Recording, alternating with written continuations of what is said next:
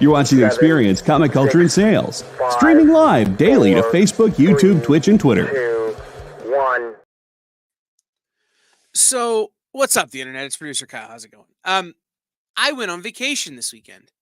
I haven't gone on vacation where I haven't also worked in like 5 years. Super fun. Because normally for me, vacations involve going to a convention or some sort of thing that in some way, at least referentially, involves work. But this weekend I didn't. I went on vacation with, ironically, I said it didn't involve work, but I went with my business partner who also happens to be my best friend.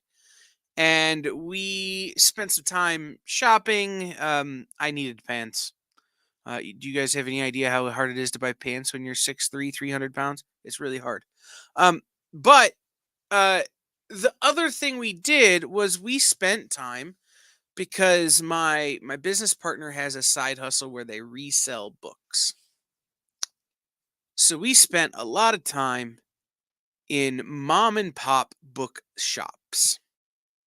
Like lots of them, including one that has legitimately changed my life. And we might get into that a little later. That might be something for another episode. But the thing about it that I noticed this weekend, and I noticed something very different from comic shops. There were a lot of people in these bookstores who were not the kind of people I expected in bookstores.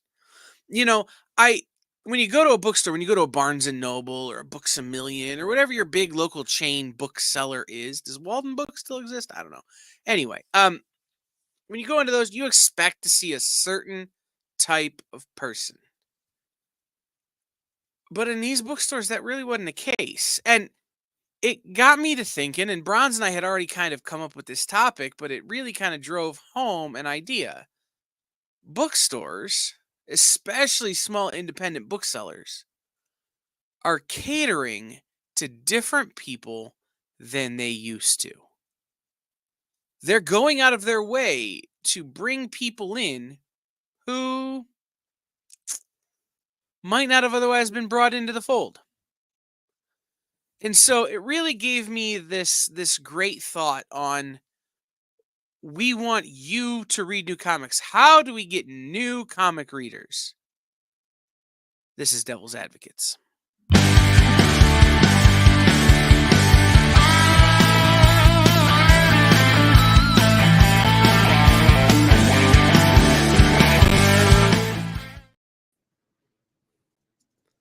What's up, the internet? It's producer Kyle. That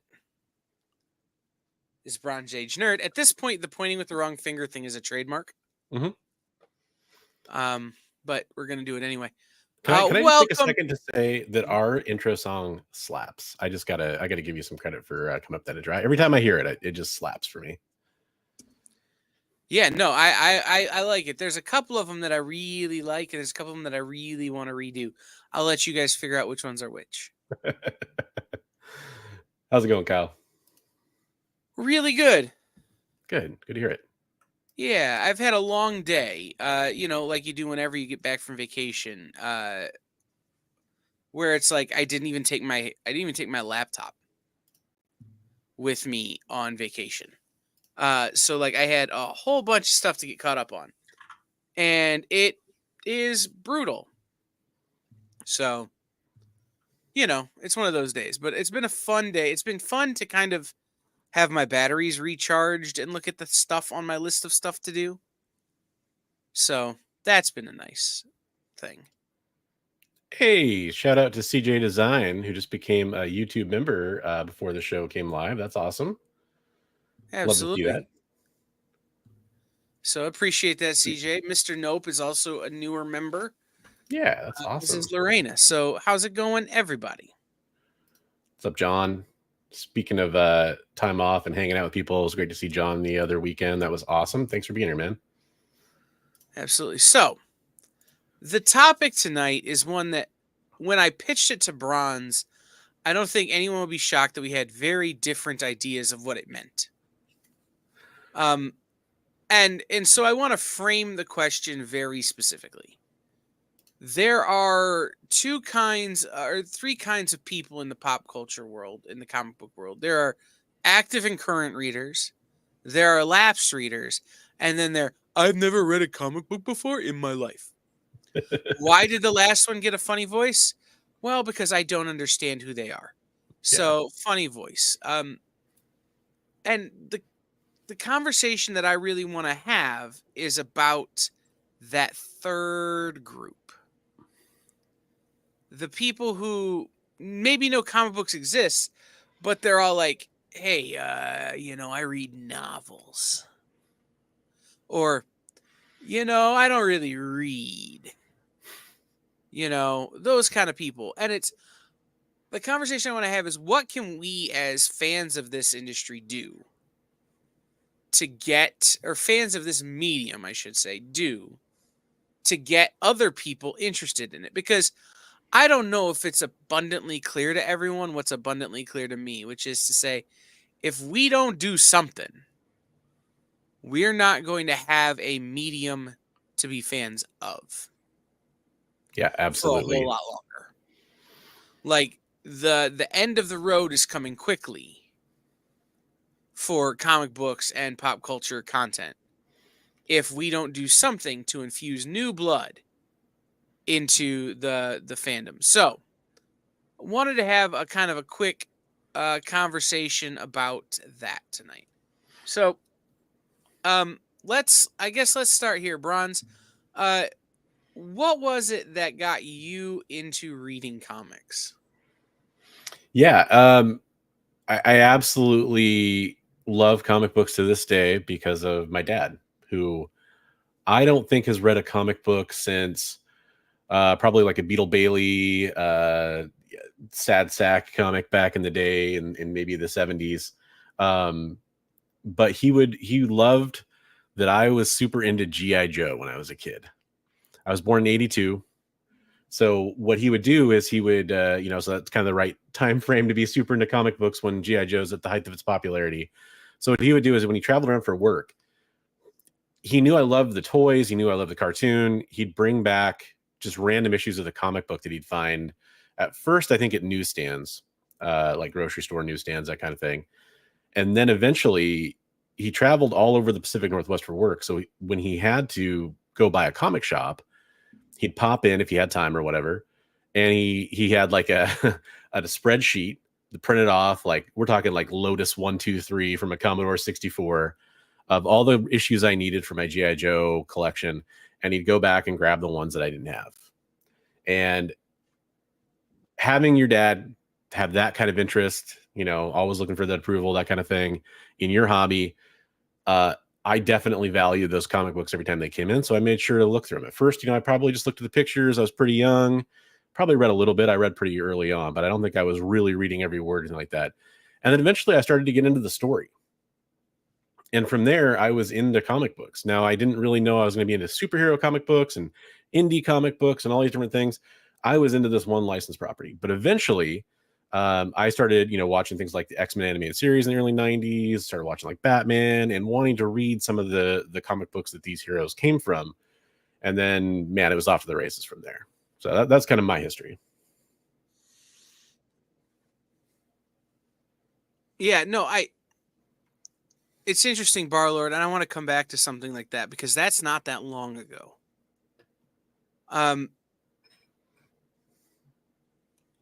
Do we have an agreement that we need more readers?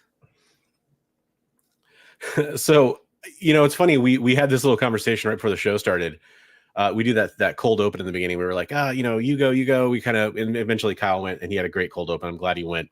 Mine was going to be centered around the fact that when I started doing YouTube content, I made the choice to sign off all of my videos.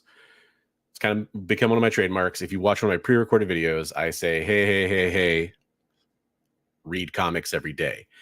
And even though I don't do a lot of like narrative-based stuff, I'm trying to more on my channel, but I still believe that comic collecting is something that we all need to get into. We need to read comics. And it's interesting because one of the things that Kyle and I talked about before the show, I focus more on getting lapsed readers or people who aren't paying enough attention to comic books that already kind of collect them to read more comics.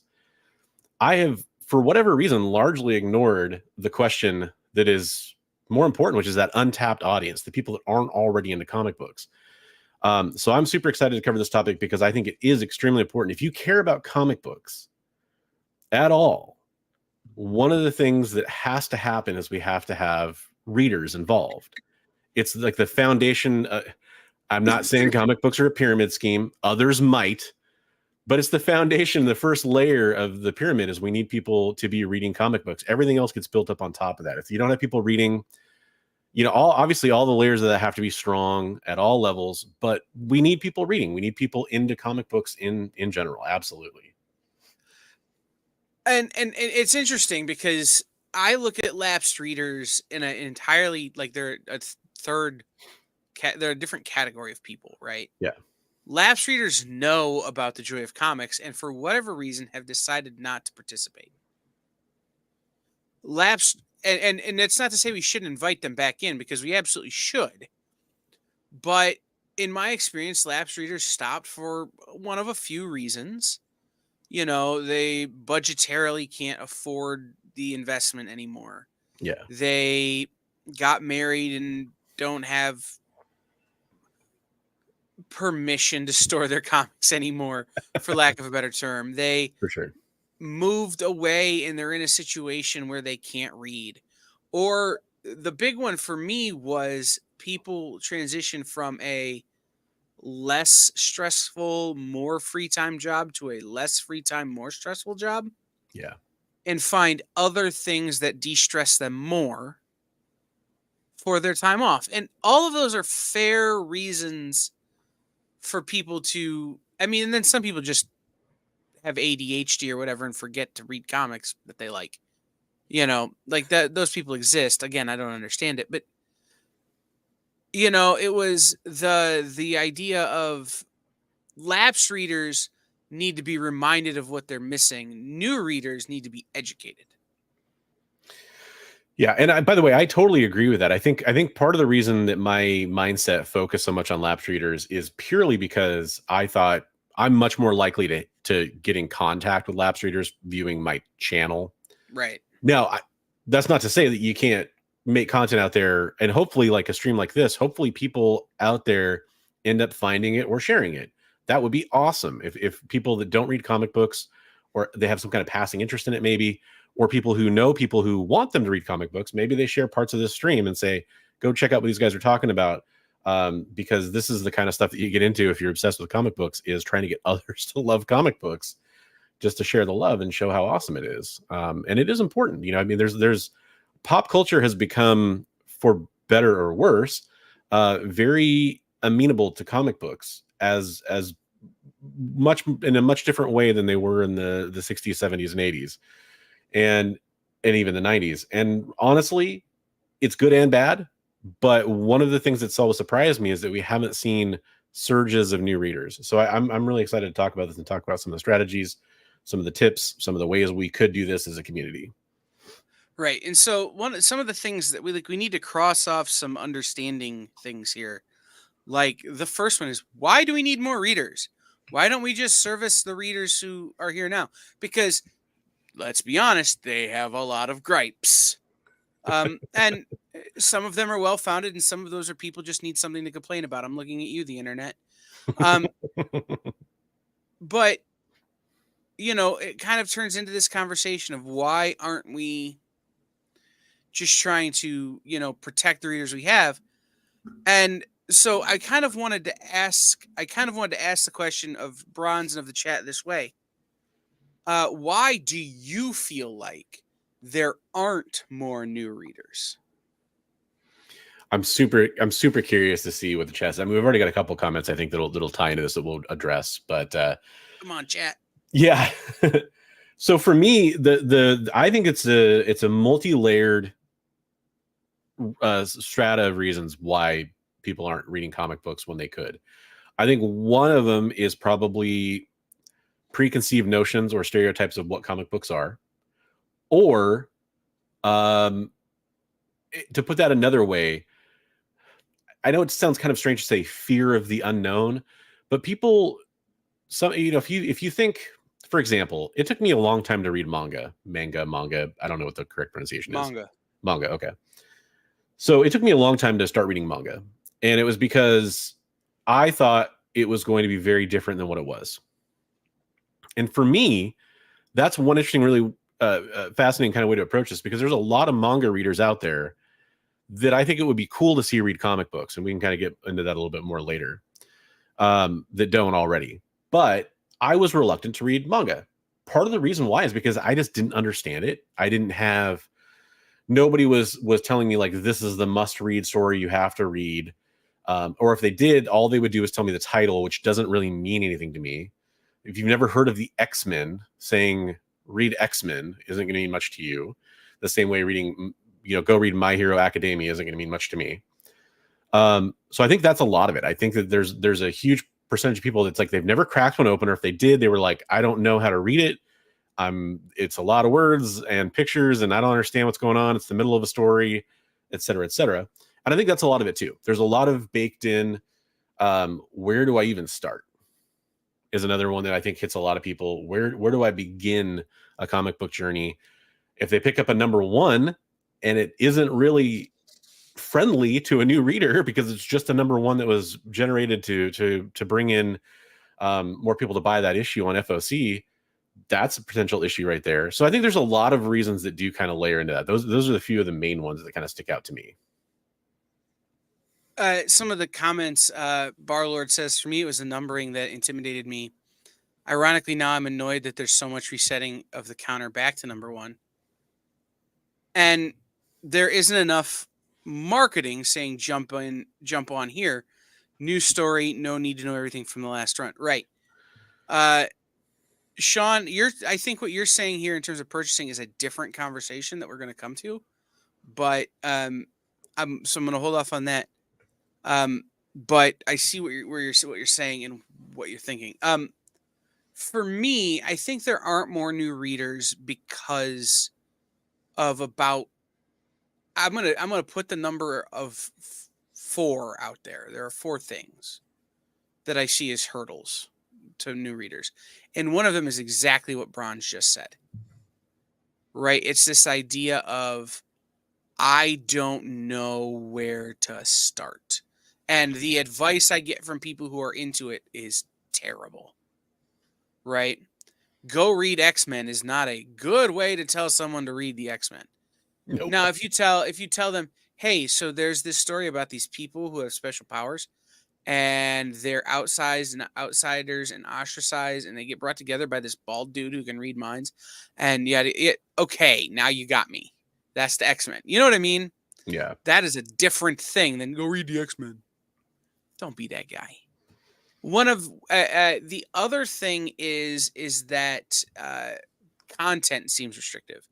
People hear comic books and they assume underwear on the outside superheroes. What they're not being told enough, and what they're not hearing enough, is that there's a comic book for everyone. Yeah. We're in one of these bookstores this past weekend, and they had a big graphic novel section. And there were these college girls there who had all of these Sarah J. Maas books. For those of you who don't know what that is what you call mom porn. Right? They're these romance novels that are very explicit. And they're incredibly popular. And they're going, I don't get comic books. So I walk over and I grab 4 copies of Chip Zdarsky and Matt Fraction's Sex Criminals. Sorry, I just had to write that down real fast. Sound interesting. Yeah. Romantasy, Curtis says. Right. They've got this 50 Shades of Grey thing going for them. Anyway, I hand them Sex Criminals and I say, guys, this is a story of a girl who finds out when she gets off, time stops. And she meets a dude with the same ability. So they team up and start robbing banks. And then they called the police. And these girls were hooked. Yeah. They each bought a copy. Nice. I sold 4 copies of Sex Criminals, a trade paperback, in a bookstore that I didn't work at because I knew how to tell people what comics are. Right on. There's a comic for everyone. The third thing I think is a big problem is us. We can be and often are the most gatekeepy group of fans outside of Star Wars fans I've ever met. There's a lot of overlap there too. Well, there is. But what I mean by that, and the reason I say that, is that as the people who should be proselytizing for this hobby, we instead spend a lot of time debating and arguing over nuance. And why would anyone want to be part of that? Especially if they're new and they don't know what you're talking about.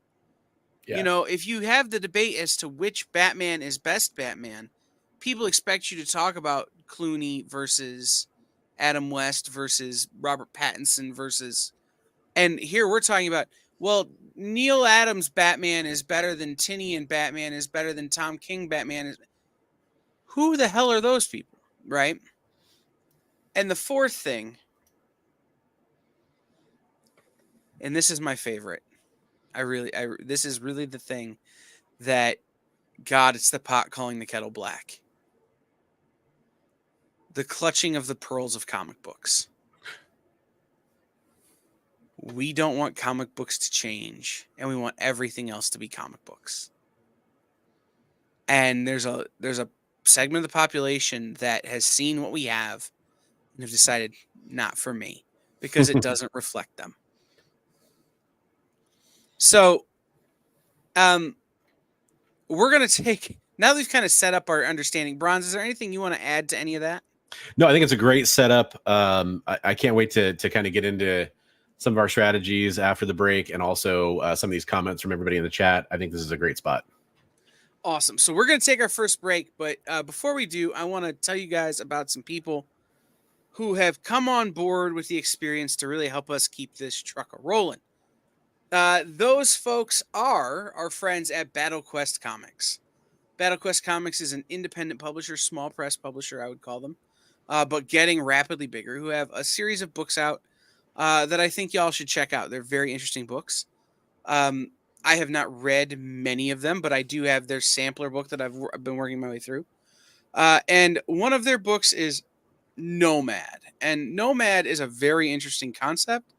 I can't really get into it without spoiling it because I'll be honest, I've only read about 5 pages. But it's kind of got some of that sci-fi fantasy stuff, but some of that sword and sorcery stuff people are into. That will be super fun if you're into that. But so check them out. They've got a bunch of other stuff. And then coming alongside of them is a Wave Blue World. A Wave Blue World made a lot of waves very early, which is funny because their logo is a wave. But they have been around for a while, and they've done some really interesting things in the fields of anthologies and comic storytelling. In fact, inventing some things that other publishers are taking credit for now. So, like I said, A Wave Blue World, we got their first spot. Will be starting tomorrow here on The Experience. But in the meantime, head out to your local comic shop. When you do, ask them about A Wave Blue World and BattleQuest Comics. We'll be right back.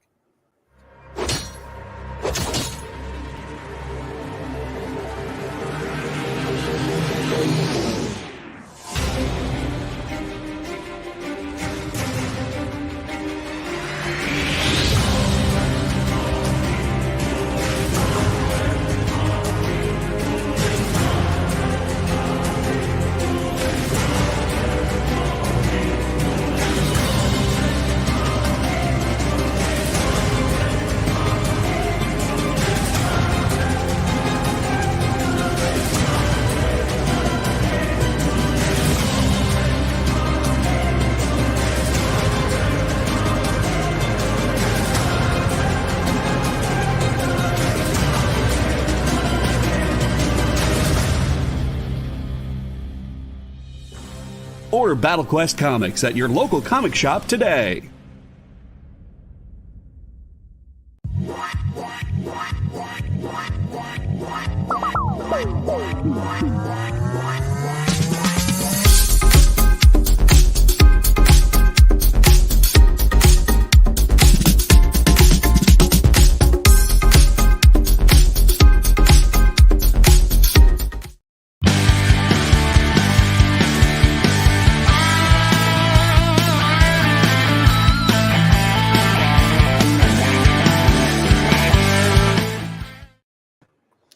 Hey, what's up, party people? Welcome back to the show.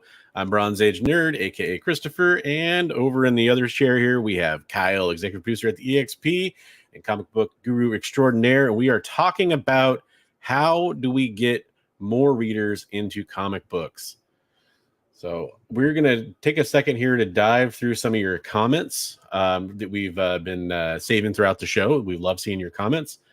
We want to make sure that we get back to this. Did you want to tackle this one now, Kyle, or do you want to come back to that even later? Yeah, no, I do. But first, before we do, I want to shout out Dan Price, Bigfoot Knows Karate over on Instagram, John Jennings, who you guys may know as the dude who just had an awesome killer run on Silver Surfer, but who has also done some crazy cool stuff over at Abrams Books in graphic novel adaptations of some classic stories, particularly African-American stories that my dude Amani from BCU got me into. So I want to give him a shout out over there, as well as Bird Stacking, and like Jay's over there too. So we're going to ignore Jay, but everybody else, what's up over on Instagram? We love you guys and thank you for being here. We love you too, Jay. We love Jay, but he like has to be here. Otherwise I don't sign his paycheck. So, yeah, I hear you. So Chip Zdarsky's Howard the Duck Run got me on board, and I will say this, Barlord, you kind of answered my question. I was going to ask you if you could elaborate on what took you so long, but you kind of answered that question, right, for me, and it was that the numbering was intimidating and some of that kind of stuff. So like I said, if you could elaborate on that's really interesting to me. Also, you can't pick a better writer to get started with, because if you like reading Chip Zdarsky, like everything else is just more in the box than Chip Zdarsky. So it really is a great kind of jumping on point. So cool. Sean said in 2015 he was with Jay and Jenna when they went to get some books on their weekly store run. I stayed in the car at first and then walked inside. Now, this is a good strategy, folks. If you want to get people into comics, you kidnap them, you keep them in a car, you go in a comic shop, and you don't try to hurry. You just take your sweet time. You dig through all those cheapo bins. Do you want on the trunk? You better come buy some comics. Yeah, there we go. And you just kind of, first of all, you make sure that they're well fed. They're a little sleepy. They're going to want to go in and walk around. You just have this good strategy in place. I like that. I think that was a good one. Shout out to Jay and Jenna for doing that. John says, I give out comics and Hot Wheels along with candy every year for Halloween. That is awesome. Man, I do that too. I give out comic books. I have a whole bunch of like, Spidey, kid appropriate comics, free comic book day, all that kind of stuff. And I always offer it. I don't just give it to them. I always ask them if they want one. Something not a lot of people know, because not a lot of stores offer it, but on certain titles from the Halloween Comic Fest list, your store is able to buy bundles specifically for you to give out at Halloween. And it's a different price than what the store gets charged for, because free comic book day and Halloween Comic Fest are not free for the store, they're just free for you.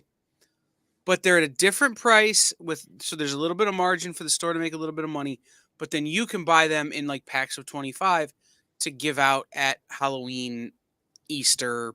Like every year at the Easter egg hunt, I just gave out a bunch, I'll give out a bunch of their Easter egg hunts in town. And Halloween, same way. Great idea, John.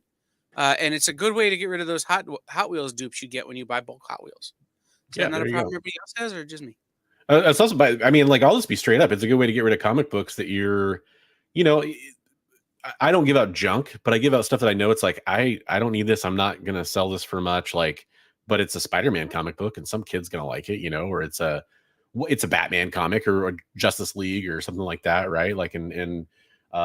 Try to give out stuff that kids like and let them kind of pick, have a little box and let them pick through and get what they want. And that's a good way to do it, man. Sean says, I saw Batman TMNT crossover #1 on the shelf, had no clue something like that existed, bought it, read it, and that was it. And yeah, it's funny. Those crossovers actually do a surprisingly good job of bringing some people in. I think usually more from one fandom or the other, but yeah, it's kind of cool. Those things are out there. and we talked about that one already, the numbering. Mhm. My first thought was there isn't enough marketing saying jump on here. And we talked about this a little bit. But I did actually want to add one thing to this, which is it's kind of funny to me because there is, to me, almost too much marketing in comic books to the point where it's like it's a signal to noise problem where it's all the solicitations are like, you must read this issue. But when he's talking about the jump on point, that's where I think it's interesting. I think that the comics could do a better job of advertising the jump on points. But you're already too far along in the conversation. People who've never read comics aren't looking at solicitations. No, you're right. They're not seeing the ads inside books. So there's not enough marketing to the normie. Right. And that's where I was going to go with that, is that you don't market just the solicitations, ads on YouTube, that kind of stuff. Right. I've said for years, how much would it cost to put a frame after the post-credit scene or after the end of a superhero movie that says, for more information about this character or for the source material that this movie was based on, visit your local comic shop. Go to comicshoplocator.com to find out more. It wouldn't cost too much money. I will make it for free for any movie studio that wants it. Yeah. Like, I know how much that work costs. It isn't a lot. I'm willing to give it away. But they don't do it. And that's a level of hindrance keeping people away. So. Well, and I mean, like, think about that. Like, most of those post-credit, mid-credit scenes on like the Marvel movies, for example, a lot of them introduce a new character or allude to a new character coming.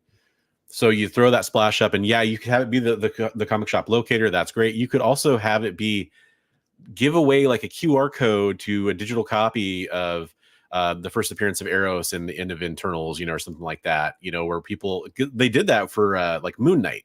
You could go if you looked in the background, there was an Easter egg where you could go get a QR code to grab the first appearance of Moon Knight. Don't hide it, make it more obvious, and just giving big away a single issue. Letters. Hide it that way with big bold letters. Say free comic here. Yeah, why not? So Sean says in terms of purchasing comics, because of the free reading websites, stuff like Webtoons, that maybe keep. So here's the thing: those are working. Those are helping. How many people go into stores and buy Raina Telgemeier books? How many people go into stores and buy Lore Olympus? How many people go into stores and buy Blue Lock? Tons. Because they got them from Webtoon or Tapas or one of those sites. I love those sites. I think the conversion from Webtoon or webcomic to physical comic is a step we need to address. Yeah. But they are gaining new comic and manga readers. And I equate them as the same type of person. They're a new person reading pop culture material. So I don't think it's necessarily a problem. I think it could be seen as a problem by retailers, and it's certainly something retailers need to combat or need to play to, but it's not actually keeping new readers away. Yeah, and it's that same. I do not want to get into like the piracy talk of this, but that's kind of part of this too, in a way. There's websites out there like that, and I hate that they're out there, but they are.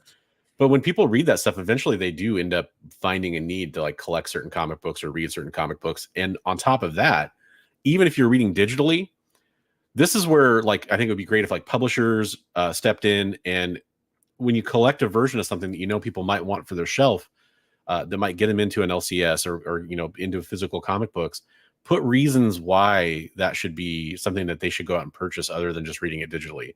Like add in like the bonus material or the scripts or something like that, or the galleries. Hey, you're on Webtoon. Hey, you're reading this. If you like this, check out this book that's available in stores. Yeah. Things like that. So Barlord, I think I found out about the Howard relaunch from a comic book website after I actively sought out stores. After that, I actively sought out stores for the rest of the story. It's a great way to get into. Yeah. Literally just went through that. I mean, fantastic, Mr. Nope. I also think some folks think that comic books are just superheroes and villains. They don't realize how many. Yep. Yeah. I think that's a really good example and a talking point here. Think about a comic book or like a TV show like The Walking Dead. A lot of people went and started reading The Walking Dead after that show. and that's a really good media from one form to reading comic book translation that happened. But kind of like some of the things we talked about earlier, there's a problem that happens when you think about it. People that go and watch these MCU movies, like we just talked about, having the first appearance as a QR code or something like that. But even if they go read that story, in a lot of cases, they're going to have that problem where it's not a reader-friendly jumping on point. And so I do think that there is something to be said for when these big properties get pushed, if they're based on source material or if there's a good analog. I think that the studios and the comic company behind it needs to do a better job of getting a good reading recommendation out there. I know, like DC, they could do better, but they always did the thing at the end of some of those new reveal trailers where they would say, go read these comic books. Now they picked bad comics in some cases or whatever, but that's a start for something like that. That kind of stuff needs to happen more. So I've seen people say just ask the store, but what they don't consider is giving someone that push to get them in the door. So the last question, yeah, you can't rely on local comic shop to create new comic book readers. People aren't walking in the door.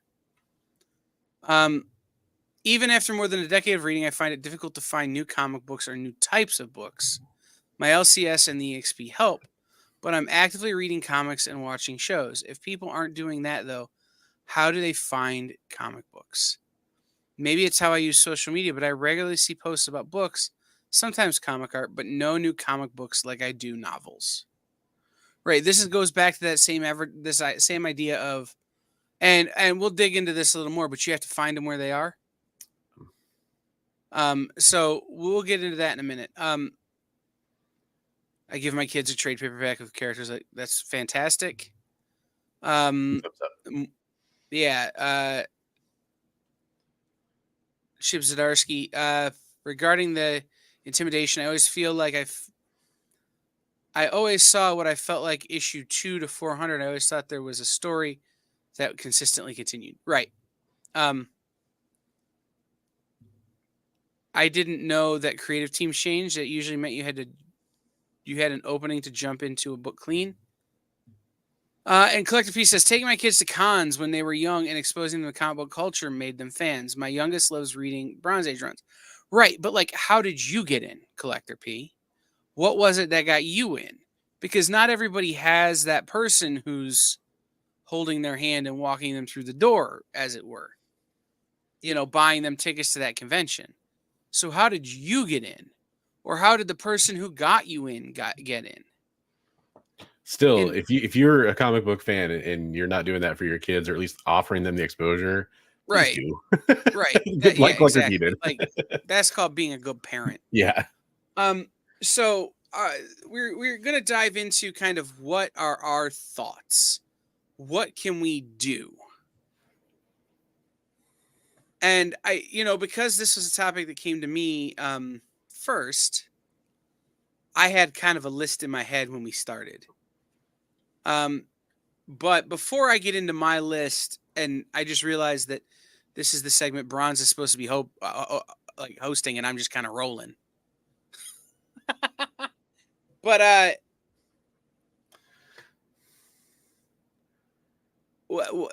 do we have any ideas? Like, what can we be doing actively? And I'll start with one for me, and then Bronze can take some time and figure some stuff out for him. For me, it was Book Fair, Scholastic Book Fair, and they had a guy who had books in every book fair by the name of Dave Pilkey. And he had a book called Captain Underpants. And I was already going to comic book shops. Like, my dad had taken me to comic book shop. I'd been buying books since I was about 3 years old. But I didn't make the concerted connection that, oh, this is a product that they're making for me, until I saw, Captain Underpants. The other thing that book fair, the book fair flyers. Anyway, the other thing for me, though, is that watching Dave Pilkey grow to being like 40% of the graphic novel market on his own. like kind of showed me that, oh, there's something here to this. So, Bronze, what about you? Do you get any ideas? But I just want to say thank you, Mr. Nope, for like, I instantly am picturing like Scholastic, like Michael Jordan posters and Ferrari posters, and just the You sheer can't joy go I in, had. you can't go into a book fair with $1.50 and walk out with a poster of a Mercury Roadster anymore. Yeah. Like, what the hell? Anyway. I mean, it's a problem in general. It's something that I think we definitely need. Damn shrinkflation. Yeah, exactly. Yeah. So for me, I kind of I have to apologize for using this term because I know it has a connotation for people, but it's what I think of it as. So bear with me when you hear me say the word. And that to me is evangelism. And that's the idea that if you love comic books, like somebody who'd be watching the EXP and watching a couple of nerdy guys talk about comic books here on the EXP, if you're that kind of a person, then I definitely would just like to recommend that you go out there and you talk to people that might have an interest in comic books. There's a lot of people that I know in my day-to-day life that would love comic books. They don't want to read them. And I think that it's a good idea to kind of go through that list in your head every once in a while. When you're going out, maybe you're hanging out with a friend, you're having a cup of coffee with them, you're hanging out at their place, you just got done watching a movie. That's a really good example. You just got done watching a movie, be like, you know what? I really like that movie. It reminded me of this comic book. It's really cool. If I bought you that comic book, would you check it out? If I bought you that trade, I don't really want I don't want more books. Okay, can I buy it for you digitally? Taking those different approaches. I know it sounds a little weird, like a little bit of an extreme approach, but I definitely think that it's one of those things that we have to do. It's something that like I've made it, literally in the last week that I've been thinking about this topic and it coming up for the show. I've been trying to figure out what I want to do going forward on my channel that will help encourage new readers, even if it's by going through existing readers to bring in new readers. We're the ones that can bring new people in that don't come on their own and that don't come in because of an effort from the industry or from shops or from publishers or something like that. Like, we're the ones that can actually go out there and recommend stuff to people. I don't want it to sound like it's trying to influence the young, but like kids like superheroes and comic books. I can't remember who it was that said it. Somebody was saying something about buying comic books for their kids for Christmas. It was Mr. Nope. Kids in the family, friends of coworkers, that kind of stuff. Go out and pick out stuff for them. You're not going to have, a lot of pushback for trying to get somebody to read something as long as you stick to something that's fairly appropriate for the age bracket you're trying to give it to them. You talk to the parents first, that kind of thing. I think that's really important because there's a lot of kids out there that I think that there's so much TV that shows them, and movies obviously that show them superhero stuff. Well, they might not even care to read because they just don't think it's necessary. You have the knowledge. Give them a story is good. Give them a story you would have liked to have read at their age. And I think that that applies to adults too. It doesn't just have to be children, but I think it's a good way to go about it. That's my I think, and I think we need to make sure when we talk about selling books to kids, right? And there's this understanding that kids are reading comics. And I see you, Knights of Old, over there. Most kids are reading comics, just not Marvel and DC. It is an incorrect statement. Most kids are reading something. Yeah. Whether it's webtoon or it's manga or it's graphic novels like Dogman, most kids are reading something. But do those kids know they're reading comics so that that fandom of comics can grow? The example Bronze gave earlier of manga is a very important one because I started watching anime and I didn't know it was anime. I was in my mid-20s before I knew that the anime I watched as a kid was actually anime. I thought Voltron was just this great show that was on Fox on Saturday mornings. I thought that Kiki's Delivery Service was a Disney movie. You know, I didn't know that the Miyazaki stuff was technically anime. I didn't know that Voltron was a spin-off of Macross, which was an anime. That Voltron itself was an anime. Right. Dragon Ball Z, you know, was another one that people just didn't know was anime until they found out it was anime. And Dragon Ball Z was an interesting, one because when it was coming out, I was watching it. I was making my mom drive me across town to a specialty media store so that I could buy them on release day, and I didn't know it was anime. So when people ask me, are you an anime fan? No, not really. Meanwhile, I've got bookshelf on top of bookshelf of Dragon Ball and Voltron and Initial D and some of the stuff that I just didn't know was anime or manga. That's kind of the problem, right, that we're facing. And it's one of the things that we kind of need to talk about is this idea of they're reading something, but do they know what they're consuming? Do they understand the broader world they have access to? Right?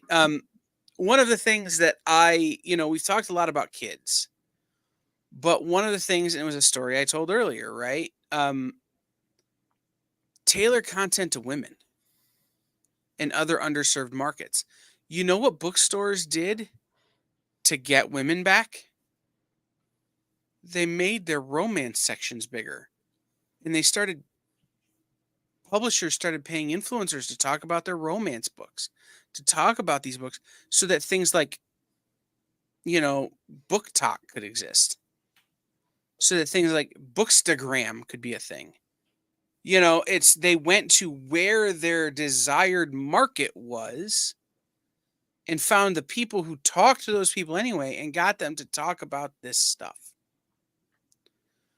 But nobody's doing that with comics. Like right now, Distillery has a book out called Somna. That is essentially one of these,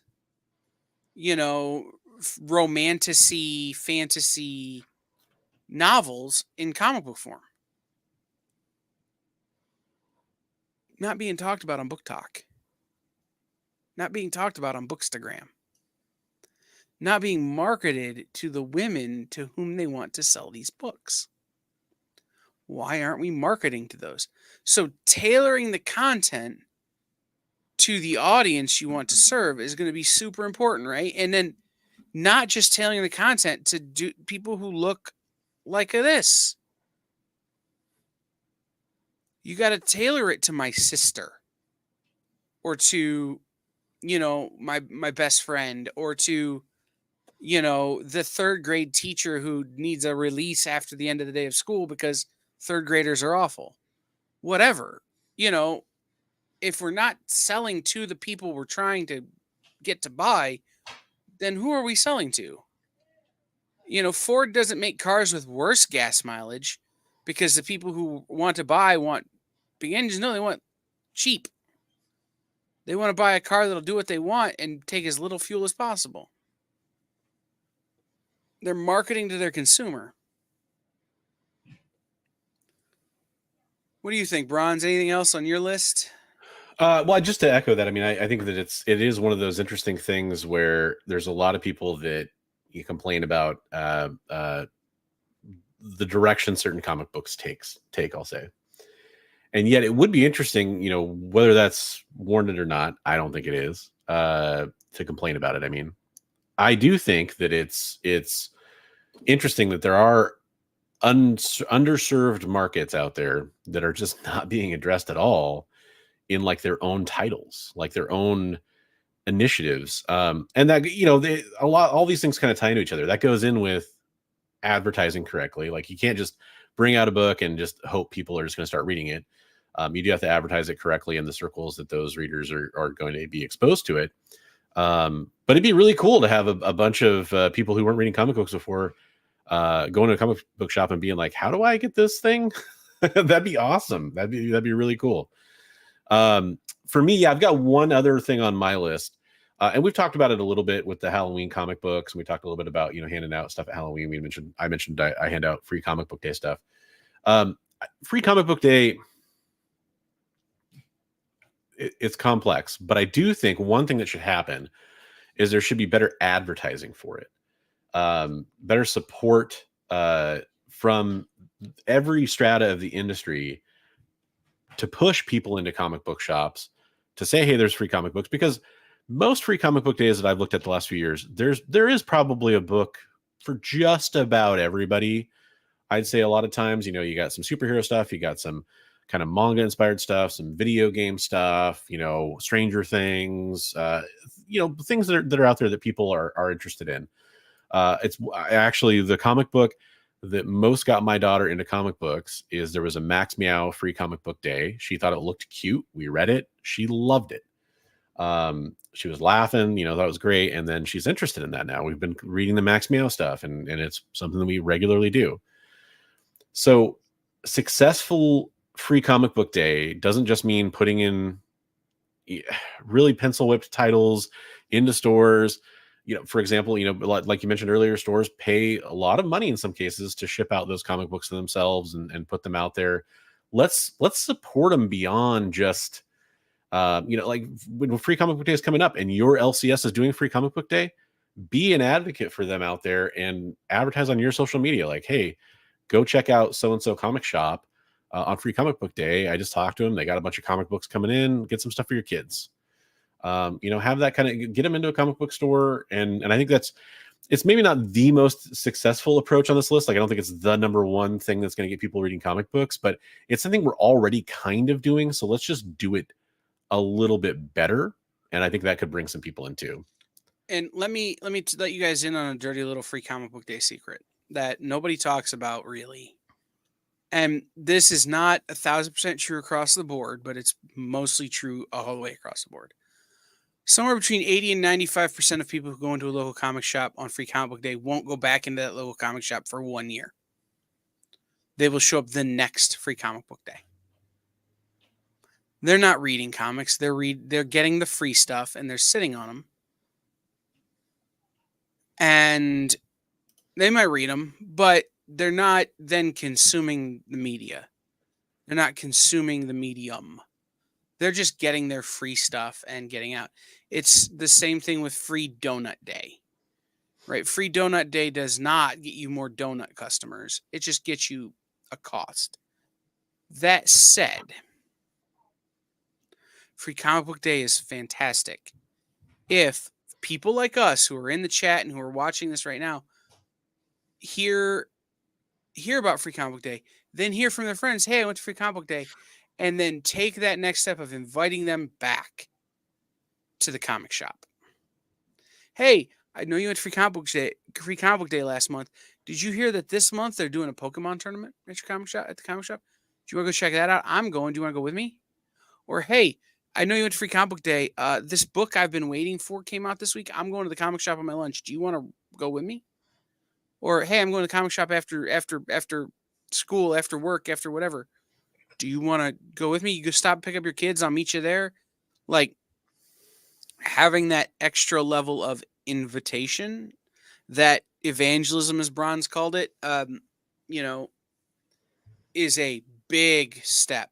That second step is super important in order to make free comic book day work. Yeah. So, we're going to take our second break because we're running really long. And we're going to come back and we're going to wrap up and tell you guys about some new stuff. So, Jay, as short as you can make it, buddy, we'll be right back.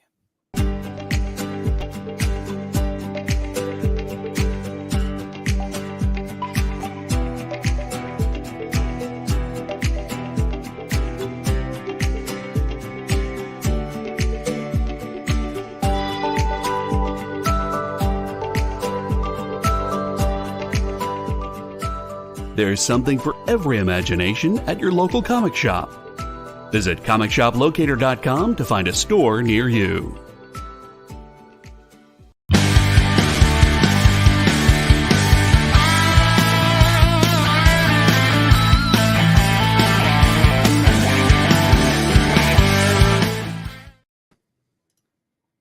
All right. Welcome back in, everybody. I was just reading a text Braun sent me during the break, and Jay's break was so short and quick that I wasn't able to read it that fast. But I want to mention, guys, we have a bunch of great shows tomorrow. Minute to Skim It with myself, Jay, and Jen tomorrow, where we read new books and tell you about them. Hey, there we go. Talking about new comic books. Yeah. Also, we have Mint Hunter Comics and Kicking It with Henri tomorrow night. Wednesday, we have a full slate of shows, including Comic Collectibles and some others. And then Thursday at 11 a.m., Jam Comics will be back with a Vintage Comics live sale. So make sure you tune in and check out all the other great content we have here on The Experience. But in the last few minutes, we kind of want to talk about some of the things you guys have said in chat and give you our final thoughts. Yeah. And I want to jump to something. I want to jump down to one at the end, and we'll go back. Cool. And that is this. I won't buy my kid a comic for like $4. They'll read it in 5 minutes. It's too much money. But how many times will they take that 5 minutes to read it? If they read that book 4 times over the course of a year, is it too much money? If you introduce them to something that gets them reading, is it too much money? Like, so often we vilify the cost of comics as a thing that's keeping people from getting to comics, when in reality, the actual problem isn't the cost of comics. It's the passive way we value comics as adults. The books I got as a kid, when I got when I got comic books, when my mom would go out and buy me comic books because I was sick, or my dad would go out and buy me comic books when I was sick, or would take me to the comic shop and buy me some comics, I treasured and read and read and read and read and read over and over and over again. So whatever money they were spending was money well spent. And this oftentimes came at times where my parents couldn't afford the 75 cents that comics were. You know, they were struggling to, put the dough together to pay the bills, but they'd buy me comics because I read them, and I read them a lot, and it made me a good reader. So I think it's important to remember that we're assigning a dollar value to an intrinsic value, to an incalculable value. So before we rush to vilify the price of comics, it's important to remember the opportunity of comics. Well, and just to follow up, Knight's Old's new comment, we go to the library and get piles of graphic novels and regular books for free. Separating, there is something to be said in general for the cost of comics. I don't think it's necessarily, kind of like Kyle was saying, it's not necessarily super inclusive to this conversation. However, just as a point of fact, pointing out that there is, like you did yourself, Knights of Old, there's lots of other cheap ways to read a lot, like buying a 1-month trial to Marvel Unlimited and letting your kid go nuts on their tablet, or whatever would be another way. For example, it will be less than that, obviously, because it's free trial, and they can read tons of comics and see if it's for them. And you can be like, hey, let's load up 10 of my favorites or whatever, and let them check it out, for example. Right. There are certainly ways, but so often when we start to have this conversation about why aren't there more new readers, everybody just jumps to, because comic books is too expensive. No, they're not. You know what's real expensive? Summer school when your kid can't read. You know what's real expensive? Like big, thick, heavy books that are $20, $30, $40. Like, it's not only the price. There's more to it than that. Yeah, there's definitely more to it, for sure. Yeah. Let's see here. Trying to go back and nail some of these awesome comments we're getting for you guys. Yeah. So one of the great ones was the CW Flash show is a great story, driving the want to read. They launched the pilot in the spring, and the show didn't come back till the fall. That's when I started to collect. Right. It's give people a taste. If it works for drug dealers, it works for comics, right? The first taste is free. And then, after that, you start collecting. You want to learn more about the content or what you're getting yourself into. It's a great way to do it. Yeah. A lot of those, I was talking about it earlier, a lot of those shows out there, can, really influence. I mean, first couple seasons, Arrow got people interested. I mean, that's kind of what helped get the Flash on, and yeah, it's interesting how that can have that effect. Barlord says apps such as Hoopla can give you access to public libraries' digital offerings. Digital trades are abundant, at least for me. That gets around the economic barrier. And this was an older comment too. Right. Yeah, 100%. Absolutely. Like I said, there are ways to get around that price. And like I said, I'm not calling anybody out for not wanting to spend money on stuff. I get it. But yeah, there are certainly ways around the economic barrier. And again, my point is just to say, if we vilify just one thing, we're missing out on all the points. We're missing the point. I think that's an interesting point too. I honestly don't know how true that is. I've seen my local cons. I've seen that happen before, and I think that you're kind of running into a similar problem, which is if the kids aren't really reading, are they going to go to a con to start reading and spend all that money? Like, I mean, maybe if their parents take them, but if that's the case, they're probably already being exposed to comic books for the most part, in my mind. This is one of those catch-22 things, right? Like, yeah, the authors of kids' graphic novels would go to conventions if there were kids there and parents spending money on the things that the kids want.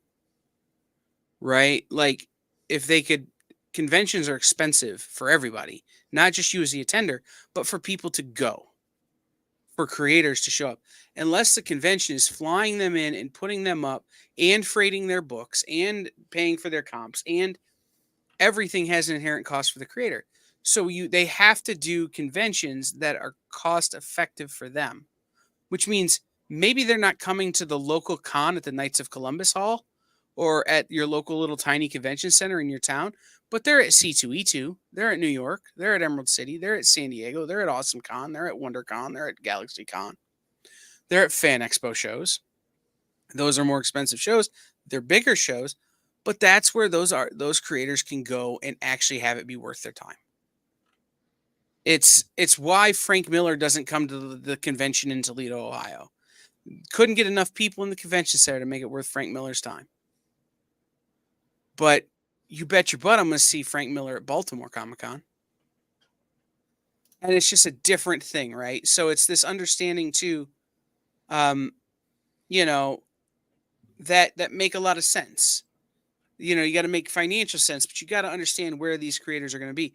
You're more likely to see creators of kids' graphic novels at anime conventions, at manga-based conventions, at school shows, at book fair kind of things, library shows where their books are being ordered by mass quantities, by library systems, by school systems, than you are at a convention where they're going to have to hand sell 90 copies of whatever their kid's book is. So it's just a little bit different sort of mentality there. I think that's the majority of the comments I saw that were not based on the things that we were already seeing. Did you have any others that you wanted to go over? The one thing that I want to talk about is there's two things. One is this. One of the coolest things I saw in recent memory, a local movie theater had an LCS come out for each comic movie premiere to sell comics that day. One day.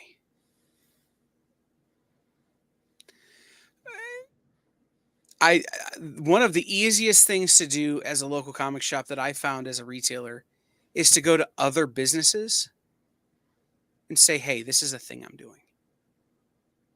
Or this is a thing that's happening. Can we partner?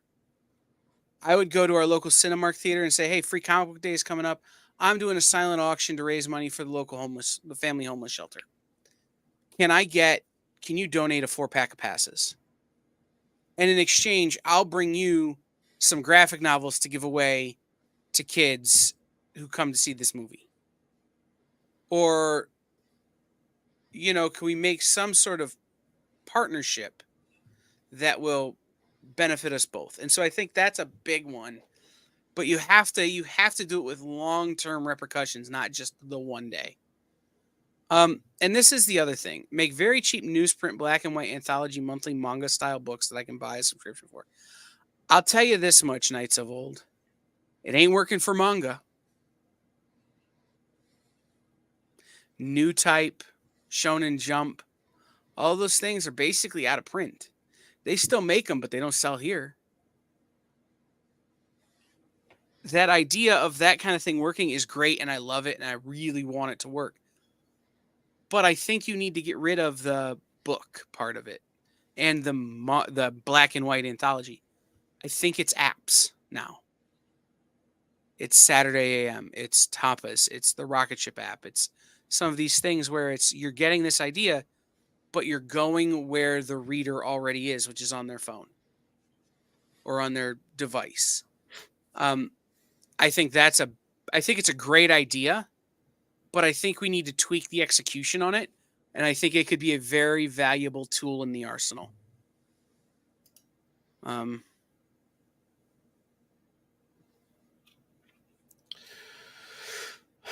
That's interesting. I don't know if I agree though that they're dragging their feet on digital in the same. Maybe we have different thoughts about that, Amani, but I think that in some cases, comic fans, established readers, established buyers are more resistant to digital than anything else, and they don't like that digital's out there. That both of those are anecdotal. I'm not saying that either is necessarily true. That's just kind of my perception. But I have my own bias from who I hear from.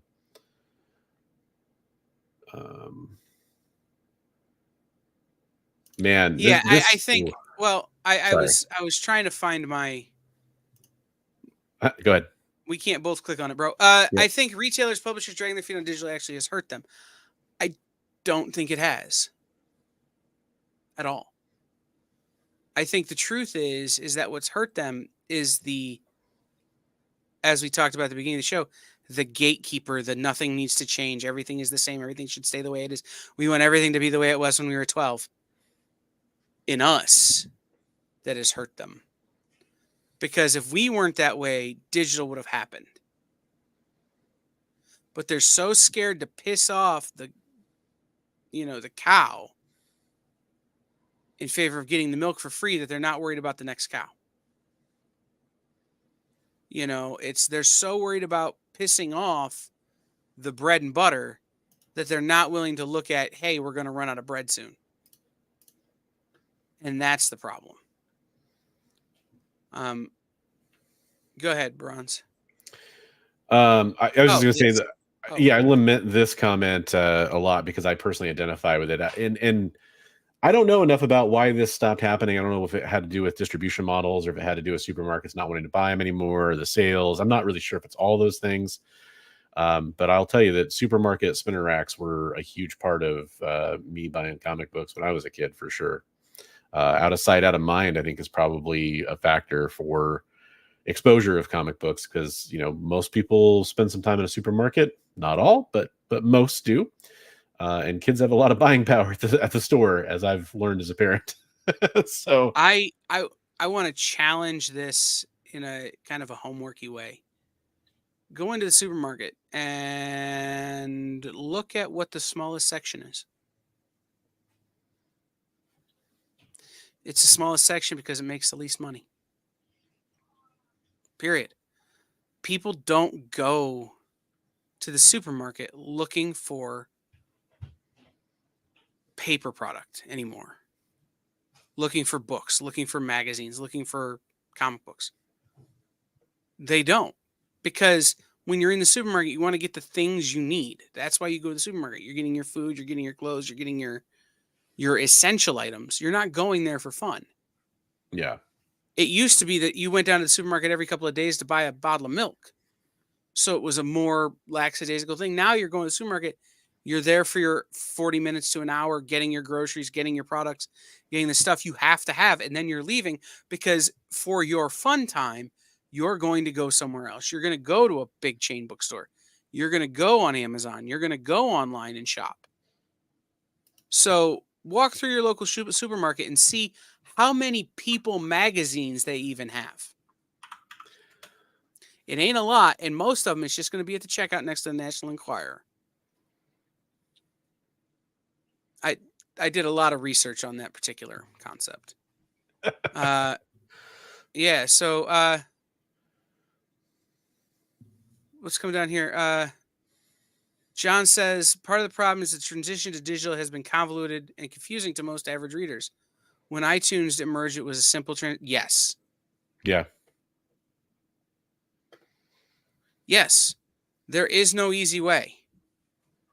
I have like 6 apps on my phone so I can read comics digitally. Yeah. I would love there to just be one. And then here's the other problem, John, and maybe you remember this, maybe Bronze remembers it, some people remember it. Those digital platforms, especially when iTunes tried to get into that market a little bit, got really skittish with some of the content people wanted to buy. Mm-hmm. I don't know if everybody remembers the Saga 8 drama, but I do. And so it's one of those things is that, right, we got to be a lot less squeamish if we're going to go that route. But I think this is a huge, genius idea. Yeah.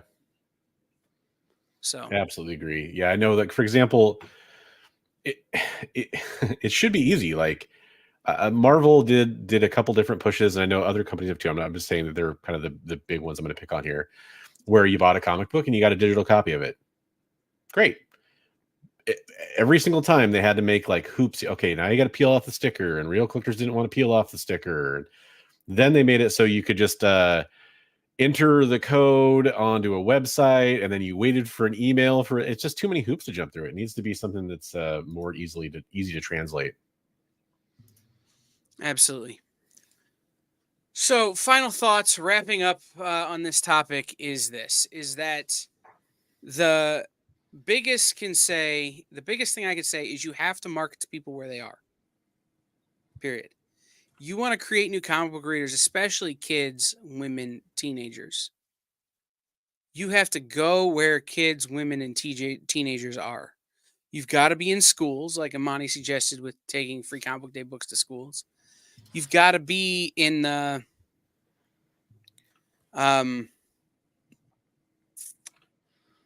places where women go. Like, again, I'm blanking, but you need to be talking about comics on Book Talk and on Bookstagram in some of these places, right? Not just in our little corners that we call home.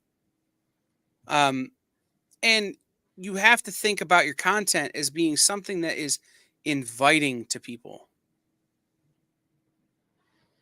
So, it's this really great kind of, if you go where the people are, you get them. The church does it. Cults do it. The military does it. Like, and all three of those are basically the same thing. But you go where people are, and then you hook them there. You don't ask them to come to you or expect them to come to you. And I think that's my big takeaway, right? It doesn't matter. We have to make content for the people we want, and we have to find them where they are. I was going to wrap up, but then Bronze had to cough, so I'm going to take a minute and get in a plug. Guys, here on the EXP, we have a bunch of new content coming for you.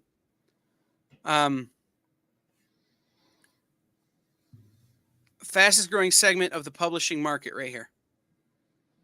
Faster than manga, faster than graphic novels, women. Fastest growing segment of the publishing market right now.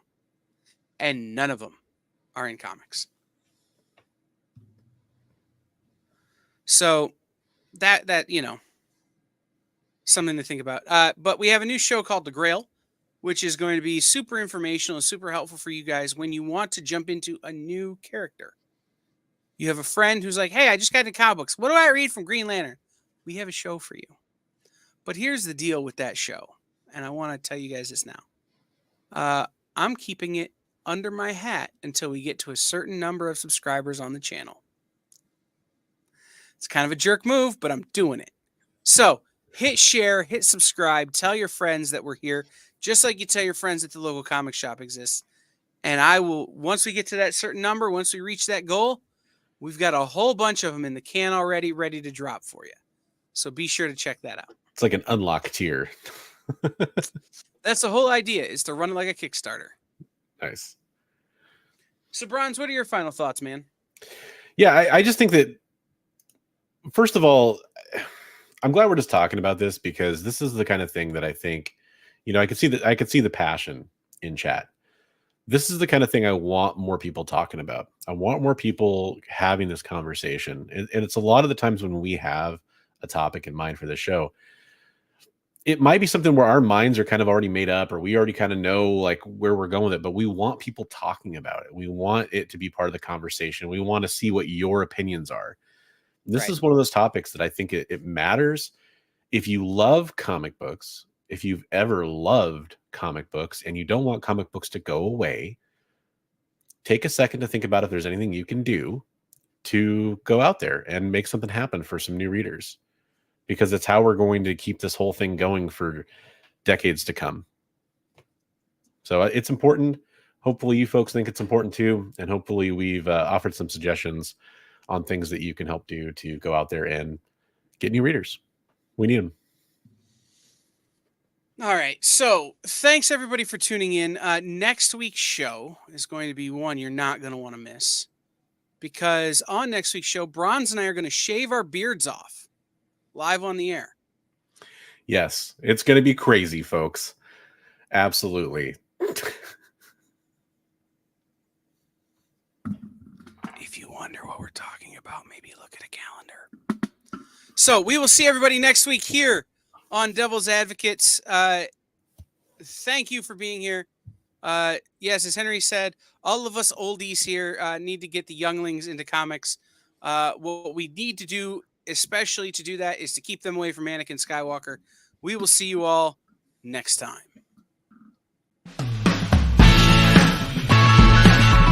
Join the party. Head over to our Linktree to find all the links for everywhere the experience is all the time.